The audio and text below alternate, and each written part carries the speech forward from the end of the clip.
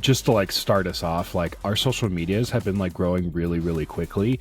Our Facebook interaction has has improved by almost 100%, or no, like 1,000%. Yes, multiple of 10. I thought there was a mistake because I logged in and I saw that like, oh, 178 people had commented on one of your posts. I was like, that can't be right. And I looked at it and I was like, oh. We went from 11 followers basically in the course of a week to 111 followers, which that's incredible. Yeah. That's phenomenal. So like, I'm super pumped. Our Facebook following went from less than 1% of our total listeners to almost 10% in a week. Yup. I'm like, that is incredible. That's incredible. Our global following is over 1,200 people now. That's amazing. I can't believe that. Yeah, that's pretty awesome. And for those of you who are listening, global following is really where we look at all of our social media platforms, all of the platforms we produce content, and we see what does our footprint look like. And then we combine those all in a sheet. We talk about it throughout the week. We have a lot of stats and analytics on the back end, so we make this thing roll. So again, huge thanks to our Patreon, because we put in, I don't want to say this because maybe my employer will listen, but we put in an ungodly amount of time like making these things run, and you guys are really to thank. So just a quick plug for our Patreon here, guys. Support the podcast. If you do, we need some more Jedi instead of just Sith acolytes. So yeah, everyone has signed up. So we have 2 identical Patreon memberships. It's either $5 for the Jedi Knight or $5 for the Sith Adept. We have not had a single person sign up for the Jedi side. Which it's really the only difference is title only, but really it kind of gives us an insight into our fan base, into our membership. So if you guys are fine, if you fancy yourself a Jedi and you enjoy the podcast, please support us over there. That goes so far into enabling us to do more content. So we really would like you guys to be able to do that. So please, for sure, join up, listen, share this with a friend. Thank you guys so much. And that's the end of the podcast, folks. Shush. Welcome to Talk About Tatooine. I'm Andrew. I'm Nathan. And we are twin brothers here to bring you what's new in Nerdom and give colorful commentary on our favorite subjects. Welcome to our cantina. Grab a drink and settle in as we set course for realities beyond our own. Cheers, brother. I ran out of coffee. Welcome, dude. Rookie mistake. We've been doing this. We've done this 65 times now, according to today. And you're coming into the episode with a dry cup of coffee? Dude. Freaking rookie. Oh. If you didn't catch that, guys, today's episode is number 65. Today's recording date is March 23rd, and this episode will be released on Monday, March 25th. Today, we are dedicating our first full episode to Helldivers 2. But we're going to switch it up a little bit today. We're going to start off with some news from the HoloNet and then get into our main discussion. Starting at the top of the list, we finally got a trailer for Star Wars Acolyte. So this is going to be a show set in the High Republic. Nathan, on a scale of 1 to 10, what's your anticipation level for this? I would say a 6.5. I'm more excited than not, but I am holding my reservations because, as we all know, nobody hates Star Wars like Star Wars fans. Oh my gosh! I'm trying to drown out everybody else and come into it with my own perspective and just kind of ignore everybody else, because to me that is how the content is best reinforced, and then I can convey as many positive things as possible to our audience. Because, again, Star Wars fans have a tendency to be negative, and there's some of you who are probably reacting to that right now. That you're like, no way, dude, not. And it's like, okay, check yourself at the door, right? Like, come on. So 6.5 out of 10 on excitement. What about you? Honestly, a 9 out of 10. I'm a huge fan of the High Republic. I love everything that it's about, and seeing the historical progress between the High Republic Jedi, so hundreds of years before what we see in the prequel, and they're extremely expressive in their manifestations of the Force, how they interpret the Force, how they feel the Force, and like all these different things. Like the politics are in a very different area, and the Jedi Order honestly is thriving. So they go through some challenges in the High Republic, and I think those challenges end up in a way breaking the order, or making the order hold on to its power more than what they used to do. And that's how we see the extremely dogmatic Jedi in the movies. And that is essentially how they like that's one of the reasons why they fall. And watching that, not growth, but that descent into this dogmatic cult is terrifying, but so interesting. I think the events of the Acolyte are really going to show the High Republic is meant to be the golden age of the Jedi, and it totally tracks. I mean, there's literally gold in most of their robes.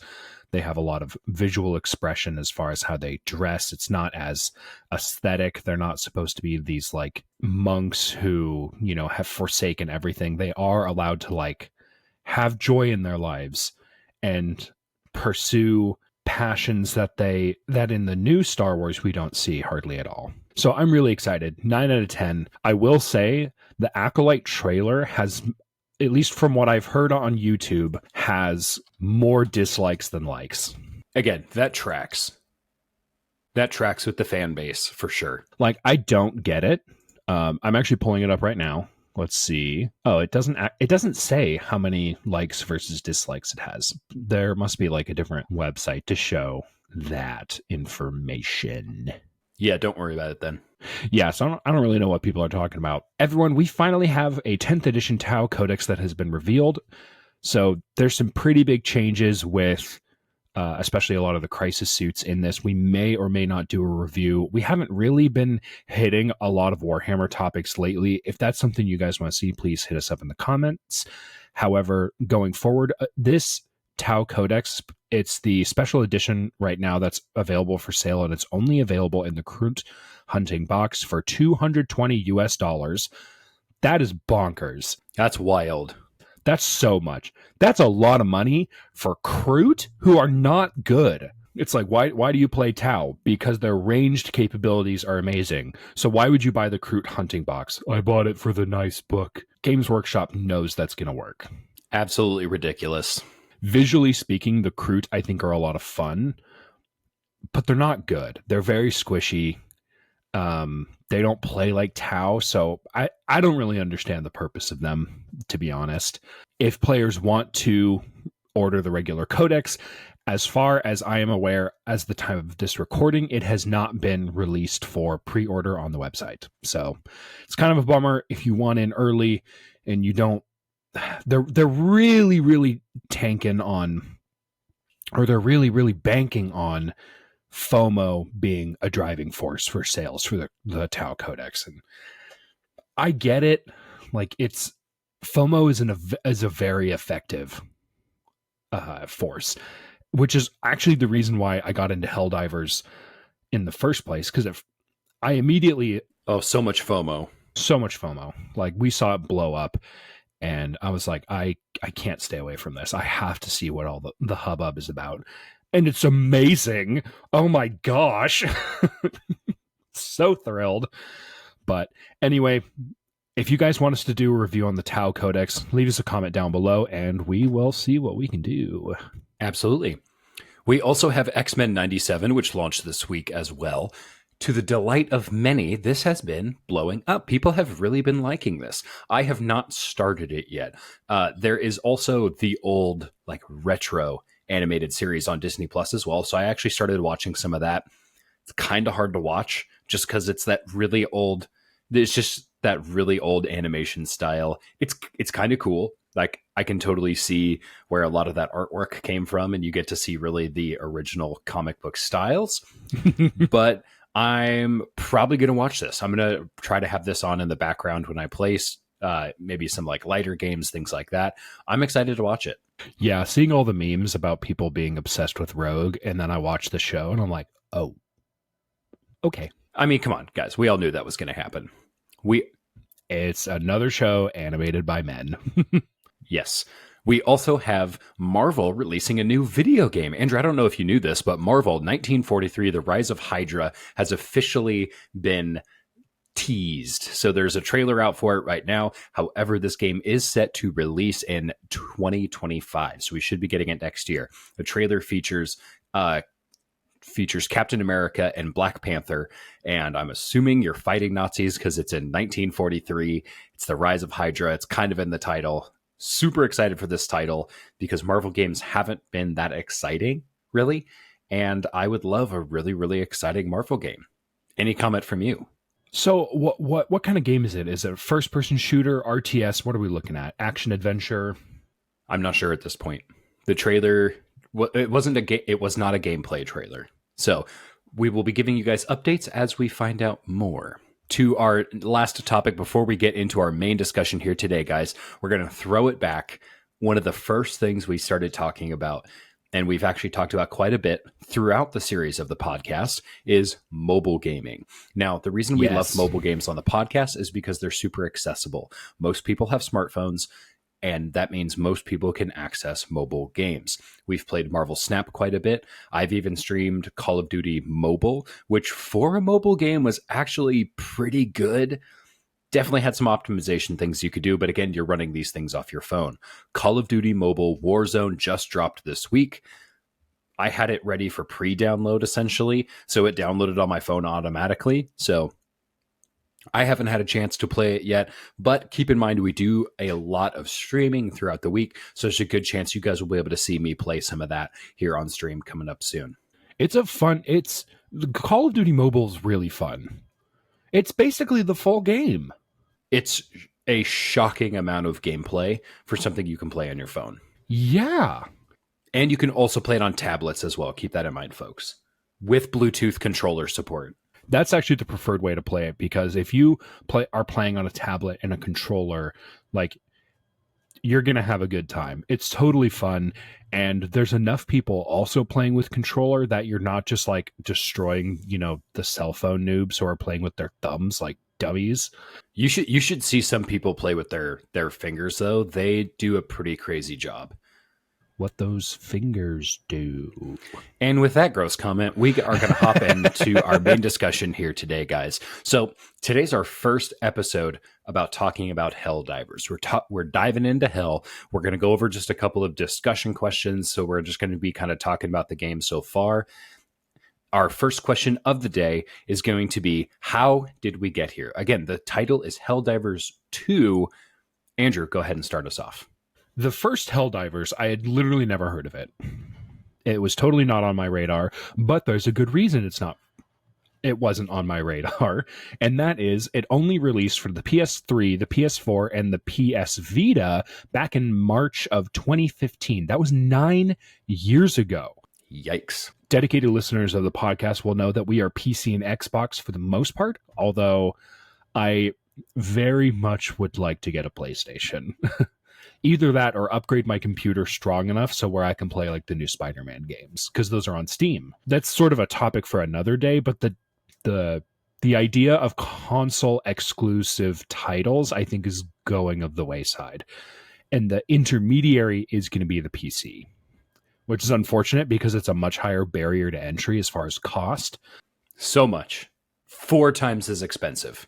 Minimum. Yes, 4 times as expensive to get the same quality as you would for like a PlayStation or an Xbox One. And that's not really including the cost of like a TV. People usually already have a TV, and most people don't hook up their computer or PC to a television. Indeed. Anyway, so back to the original question, how did we get here? Helldivers 1 is nothing like what we see in Helldivers 2. So Helldivers 2 really kind of came out of nowhere. I wasn't expecting it. I didn't hear about it. And then as soon as it hit the scene, it, for lack of a better term, exploded right in our faces. And it was like the only thing that was in my feed. And even as an Xbox player, like, I was like, why is this even being shown to me? And that's because PlayStation players were like, we're getting killed. They're like, we need Xbox reinforcements, which, kind of got the ball rolling on a higher level discussion topic about like Xbox and PlayStation game exclusivity and what that's going to mean. Is it ever going to come to Xbox? It's probably not. Let's just temper people's expectations right there. It's probably not going to come to Xbox. But like, it was a level of community engagement that we really haven't seen, because like growing up, the marketing departments for PlayStation and Microsoft did a really good job at convincing us to basically say, if someone doesn't own the same console as you, you should tell them why they're stupid. And maybe that's just inherent part of human nature that we're kind of nasty to one another. But they totally capitalized on that innate human behavior for, people to see what they have and try to convince themselves that what they have is better than someone else. It's almost like a form of buyer's remorse. It's like people who live in Texas. They're like, no, Texas is actually better than everywhere else, but they haven't actually been anywhere else. Now, keep in mind, guys, Helldivers 1 is a top-down shooter. The first time I saw gameplay of Helldivers 1, there was nothing really telling me that this was Helldivers, that this was Helldivers content.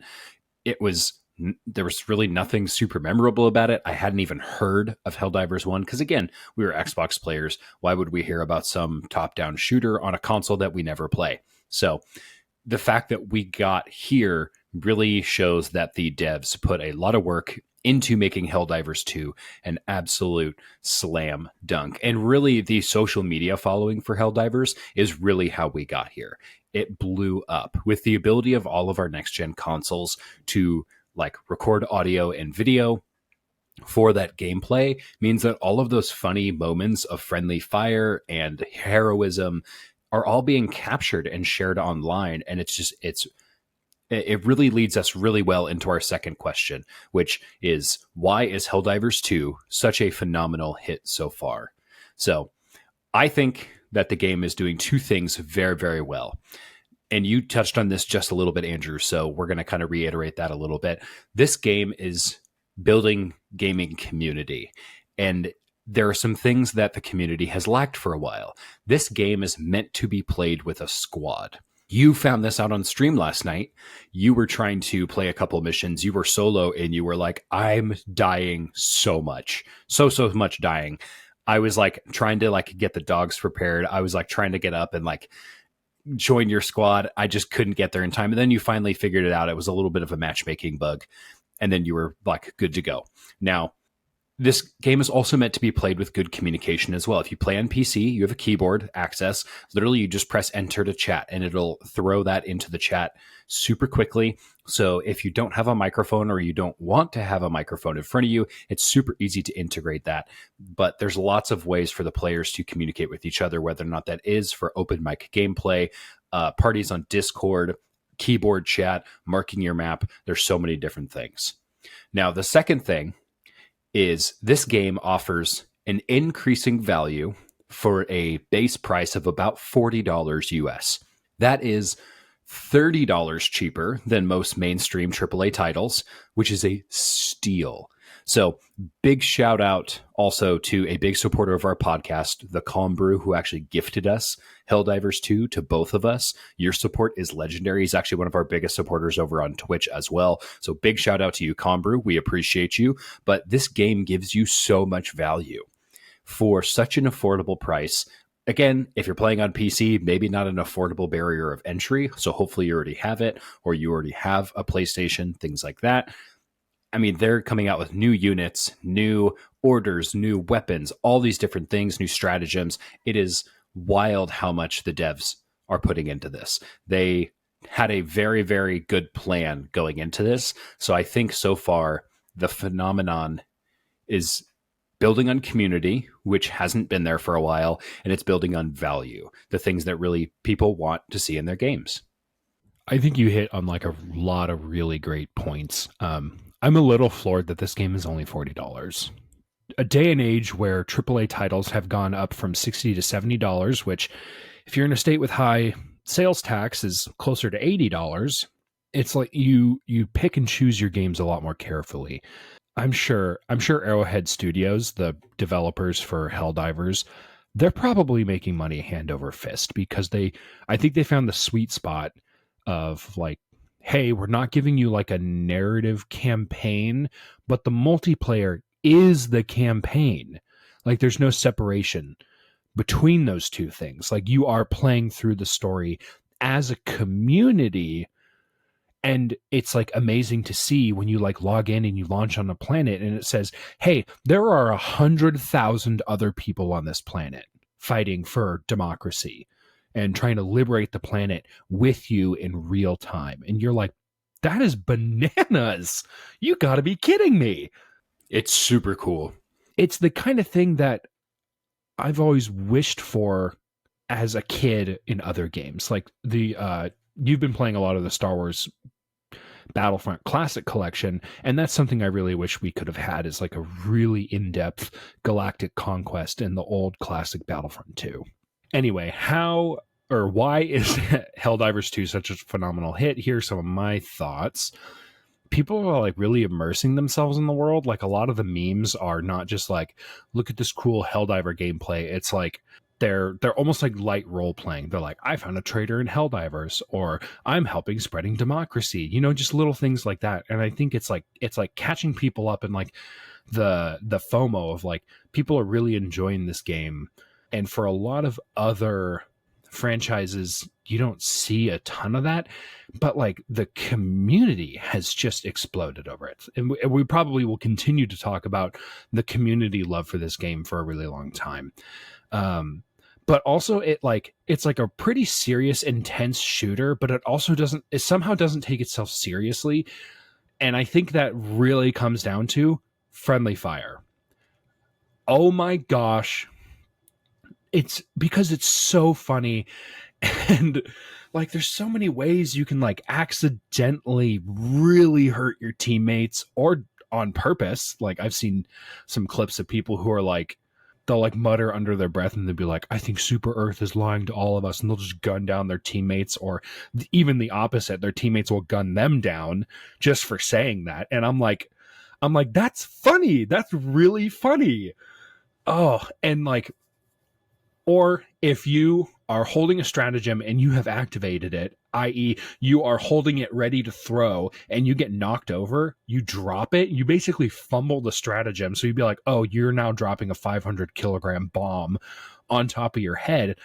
And if you're close to your teammates, you're going to get a total party kill. And it's hilarious, because you go from like, I'm going to throw this bomb to everybody run, we're all going to die.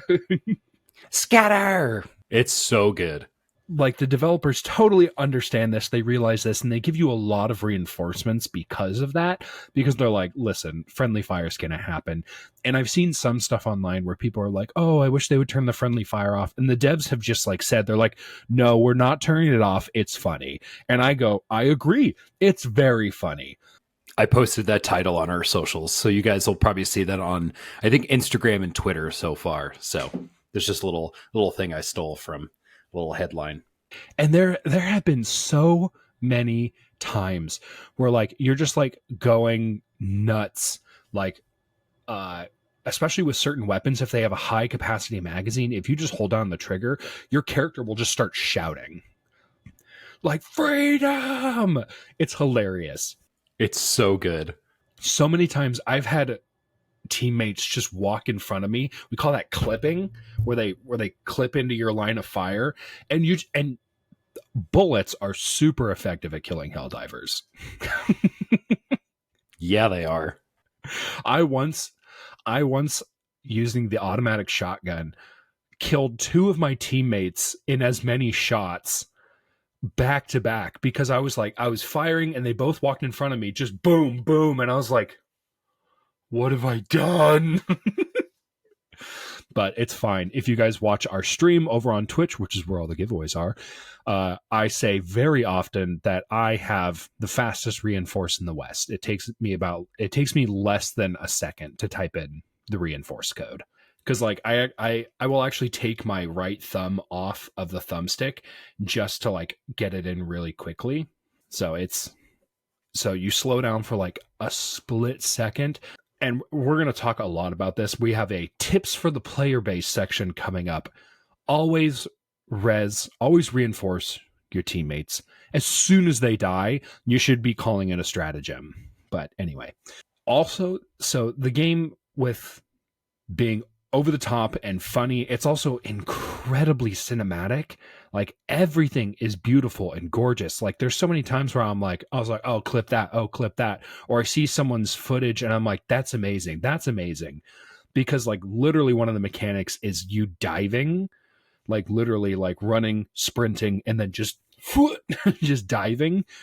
And it's amazing. It's so funny. There have been so many times where I'm like, oh, I think I can like dive off this rock and be okay. And it'll just pass the point to where my character, like his center of gravity pitches a little bit too much forward and you basically ragdoll. And that's hilarious. I don't know why in our brains what got twisted the wrong direction that watching people ragdoll in a video game is hilarious. Yeah, beats me. I don't think we can go down that road in a concise amount of time. What? What? It's so messed up. The final thing I want to say about like why Helldivers is such a phenomenal hit is it's really free to play friendly. I haven't purchased any of the super credits, and I've already been able to buy one of the premium war bonds, which is 1,000 super credits. It's in-game currency that you can either buy or purchase with another in-game currency that you get for completing missions, or you just find these out in the wild, which is really awesome. It's super free to play friendly. So now I have like an entire arsenal of like really good laser based weapon or energy based weapons, and I am shredding. It's so fun. I've definitely killed myself a ton with the plasma shotgun. it's a wild weapon. It's super fun, but the game is really free to play friendly, and I love that. I love that they're like, hey, we're going to put better weapons in these. And if you focus, like if you just play the game, you get these. And that's a big positive reinforcement cycle is like, play the game, get cool stuff. Play the game, get better stuff. And I like better stuff. Absolutely. I'm here for it.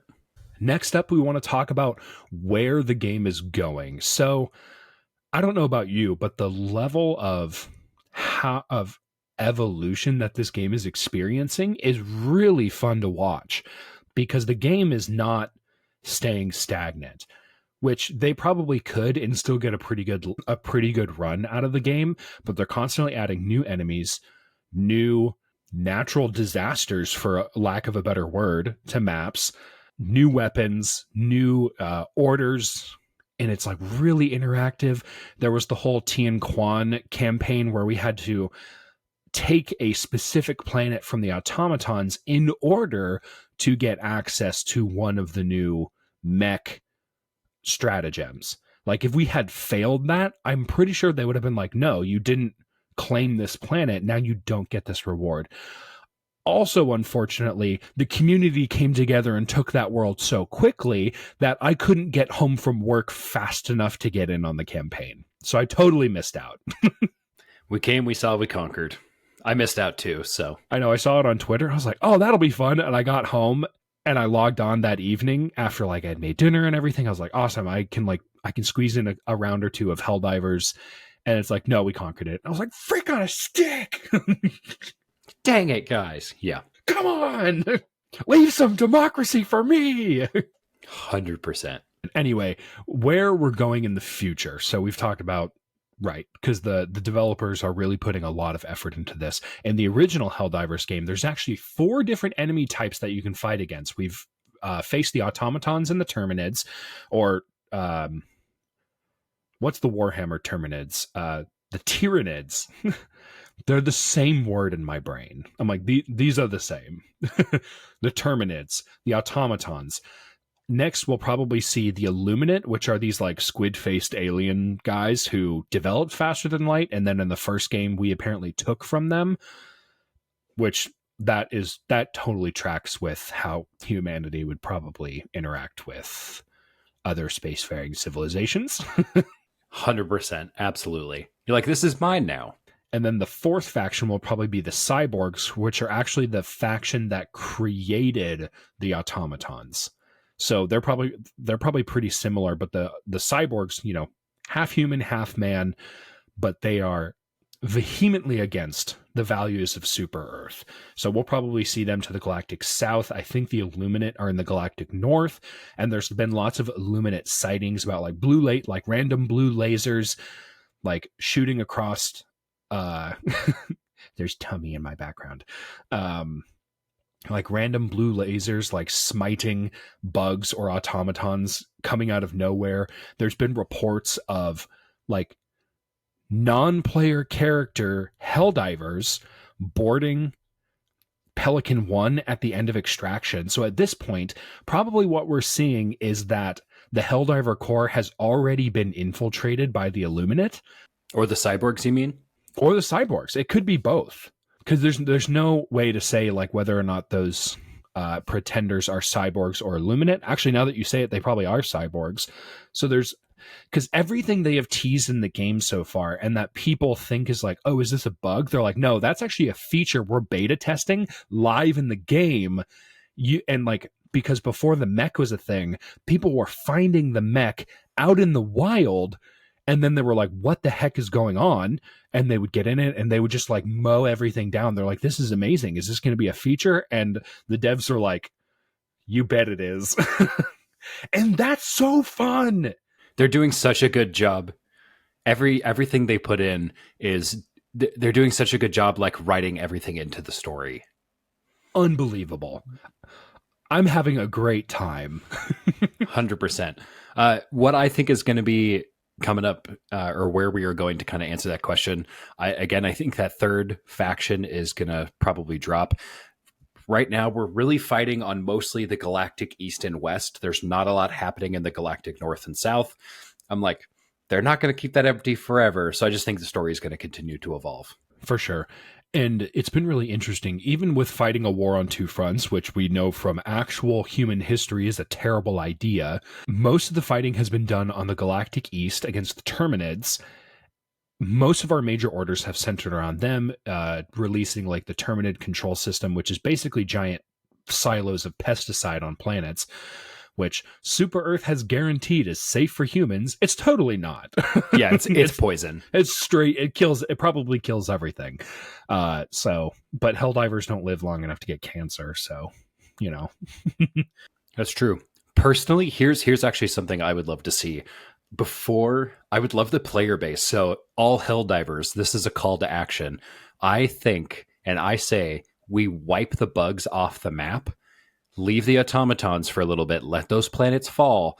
But if we can consolidate everything down to one front, we are going to be able to survive this war. So Helldivers, let's clear the bugs, then go after the automatons. I say that's what we do. The only thing standing in the way of that is Game Master Joel. Freaking Joel. Because that's apparently in the lore of Helldivers, that's apparently what happened is we've already done this war once before. We eliminated the automatons and we burned back the Terminids to a single planet. And the problem is we didn't eradicate them, apparently. Similar to Isildur not throwing the ring inside of Mount Doom, humanity allowed the Terminids to live because apparently a byproduct of their biology is element 710, which if you flip it 180 degrees spells out oil.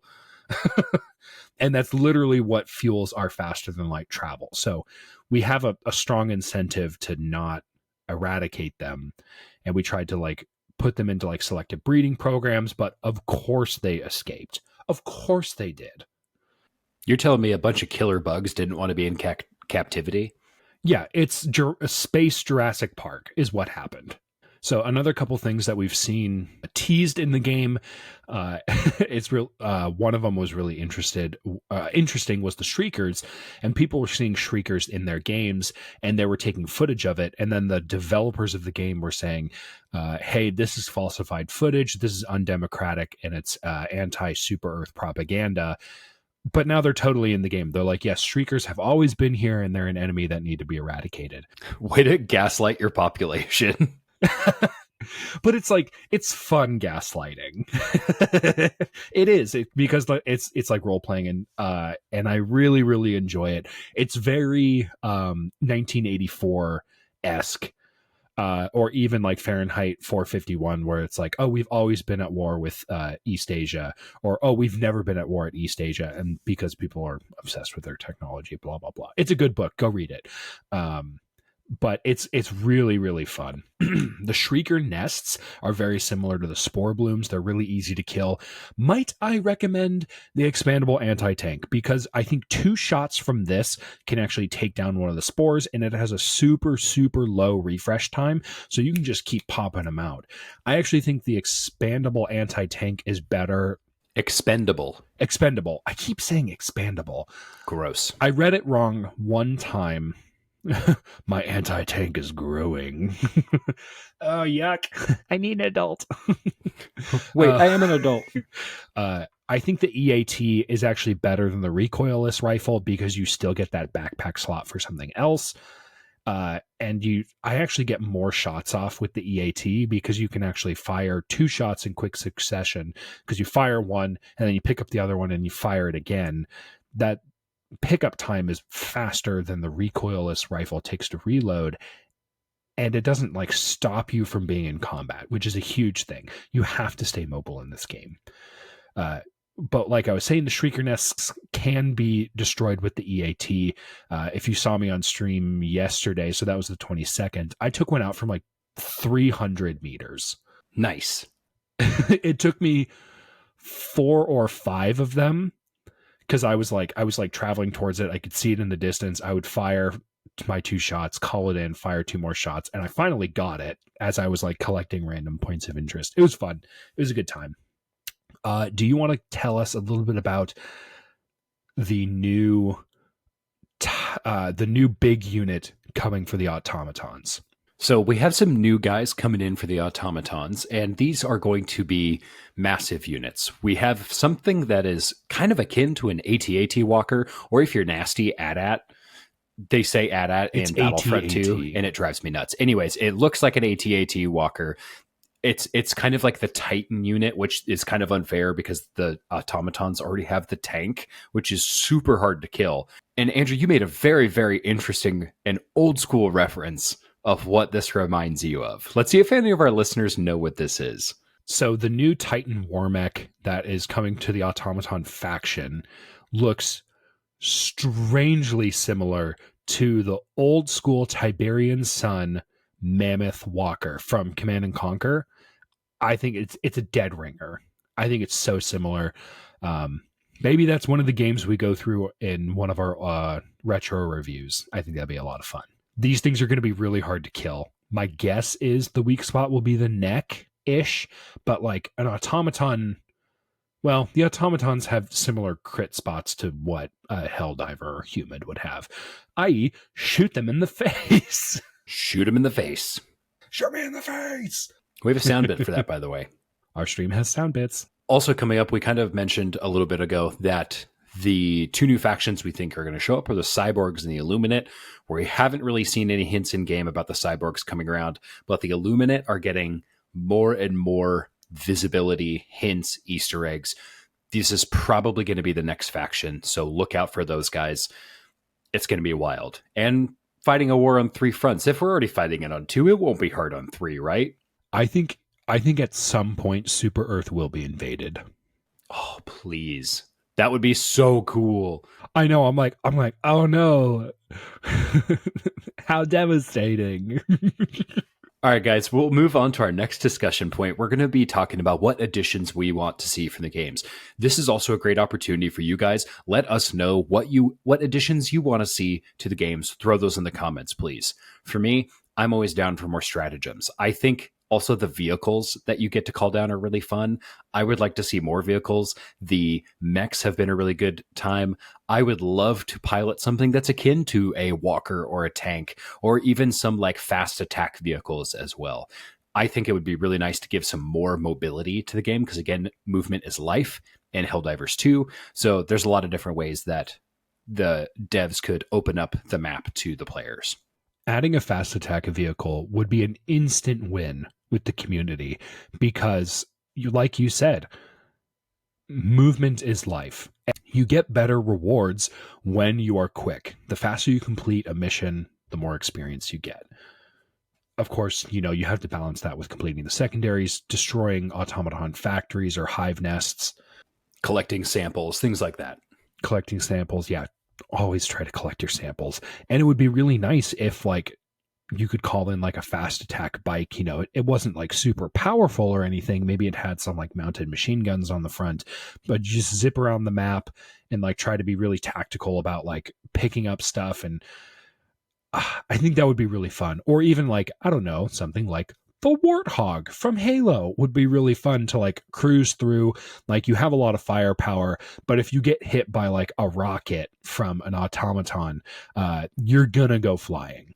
The quad kill, vehicle. I call the Warthog from Halo the triple kill wagon. Yep, the triple kill wagon. That's what I was trying to remember. But that would be really fun. I always want to see better primary weapons, although the new laser-based options, they're amazing. And the devs have been doing a good job about like balancing a lot of their stuff. So we'll see. Maybe just the base weapons will get a lot better. I don't know. We'll see.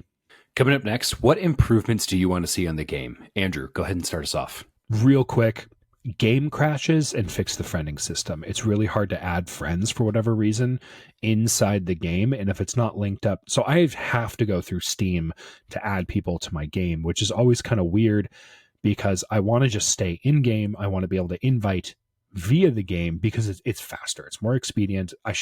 It's self-explanatory. So yeah, fix the friending system and some of the game crashes. My friends don't always show up. And also, like, I accidentally unfriended you because I clicked down on the stick one extra time. And it skipped over It skipped over and I unfriended you. And so we've been doing this back and forth where we're trying to send each other friend requests. And the game doesn't, like, I hit A on the accept request like 1,000 times. And it was just like, doesn't do anything. Drives me nuts. So stuff like that still needs to be improved. There's some issues with the game crashing, especially when players leave the party. It's like a coin flips chance of whether or not your game is going to crash. And there's just random bugs as well. There's a lot of like hitbox clipping. Getting into Pelican 1 is kind of hard if you come in from the side. It's like your character can't like duck their head 3 inches and just like walk in. It's very strange. And especially if you're like under fire, there's like bile titans around Pelican 1 and you're like, I can't get in the vehicle. And everyone's just sitting there watching you struggle. And they're like, dive, dive, dive. And it's stressful. It also kind of makes the game what it is because, like you said, mobility is life. And part of that is like avoiding enemy patrols and avoiding like bot drops and nest breaches or bug breaches. But as soon as you try to extract, you're like, okay, now we're holding a stationary position and your entire combat doctrine has to change. It's not hit and run anymore. It's dig in your heels and hold your ground for 2 minutes until Pelican 1 shows up. And it's so fun. Yeah, you're really hoping somebody has a turret in their drop downs. So I always try to run with at least one turret, or I'll actually go into some of the stratagem tips in our next section, which is going to be, hey, what are some tips for the player base? So one of my biggest tips, we actually wrote quite a few here. I'll go through mine and then you go through yours. Does that sound all right? Yeah, and we want to say that these are tips that we think are best practices for the players. We don't think this is like, oh, these are improvements for the devs. No, we are talking to the player base specifically on this one. Absolutely. So, Helldiver tip number 1, use your map. Not only will this show you points of interest, but this will also help you increase unit cohesion. If you find that your unit is spread out throughout the entire map, start making your way in that direction. If somebody calls for reinforcements, or if you're close to an objective, you're not going to reinforce them literally on the other side of the map when they die. Also, use your map to identify points of interest. When the diamond logo shows up, that means there are items or samples that have not been looted yet.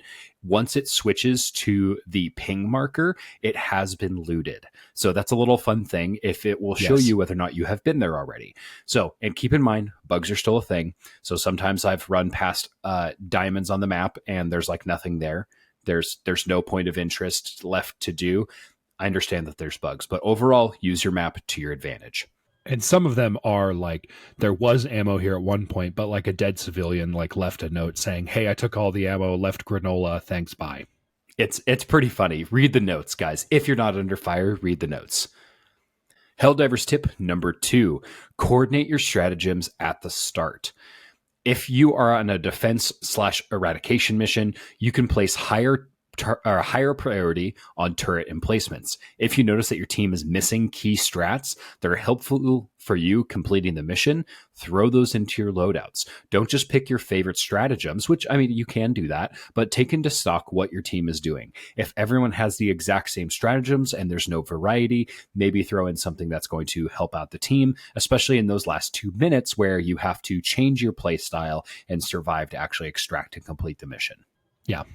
Helldiver tip number 3, use your stims. Not only do you regen health, but the stims activate as a booster to remove the slowed effect. So if you get hit by something and you are losing movement speed, because again, movement is life, use your stim, get that bonus or get that deficit to go away and move out from your bunch of enemies. Stay mobile to stay alive. Helldiver tip number 4, don't split up. More enemies actually spawn this way when there are 4 people going in separate directions in the map and they are triggering different bug patrols, bug breaches, bot drops. Post your plan in the chat or turn on your mic so that your whole team knows what the plan is. Assess the map as a whole and make a rough roadmap. Try to double back as little as possible. Helldiver tip number 5, when mic support isn't available or desirable, use your map markers and visual pings. Do you want to indicate that you were following that person and you're going to be backing them up? Drop your pin or ping right on top of theirs to say, I am with you. Helldiver tip number 6, always use your stratagems. Don't save them. Use them. For example, not every player uses a backpack-related strat. Don't let your second use of that stratagem go to waste. Use it again and ping it for a teammate so they can pick it up and basically have a 5th stratagem for them to use. Helldiver tip number 7. Don't resupply away from your team. That is shared ammo and it's kind of a long cooldown. Make sure that when you are using your resupply, you're in a group and then you ping the resupply in case they were under heavy fire, or they weren't paying attention to say, hey, this is your chance to pick up ammo because it's not going to be available later. Helldiver tip number 8, invest in durability, especially against the bugs. You're going to take a lot of hits. Stay mobile.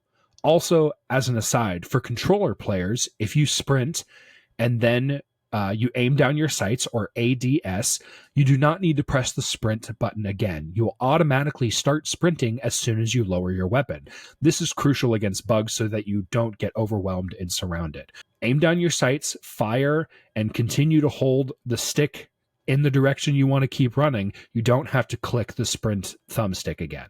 That's something that's kind of like, it saves me a second or time because I'll get like really overwhelmed and I'll be like, why am I not sprinting? I press the sprint button, but because it stays sprinting, if that makes sense, I basically keep canceling my sprint when really I should just not be pressing it at all. So just a tiny little tip. I know for PC players, it's like shift or control or something, so it doesn't really matter. Indeed, slightly different interaction. Ladies and gentlemen, that's all the tips we have for the player base. I think through those 8 tips, as a community, we can start to really play a lot better and get a lot more democracy dispensed on these planets. Terrible. Just watched your brain turn off there for a second.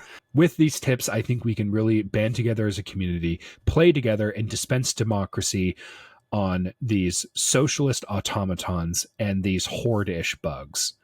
Thank you, everyone, for tuning in. Make sure you guys catch us on Twitch throughout the week so you guys can see all the different games we are streaming. Follow us on all of our socials. Guys, we have so many. Just follow the link tree. You can find that in multiple of our social profiles, and consider supporting the podcast. The best way to support us is to follow us and become a patron. That is where we are going to get the most amount of content produced and more ideas funded. So please make sure you guys do that. Share us with a friend. Support us wherever you can. Because we are affiliates now, you can also do that on Twitch and buy some merch. We have some pretty cool stickers that are out there. We would actually love to see some people rocking some Super Earth stickers on their stuff. So make sure you guys do that. Every bit of that essentially goes right back into content that we are making for you guys. So you're investing in it. We produce it for you. Until next time, happy hunting, Helldivers. Dun dun dun dun dun dun dun.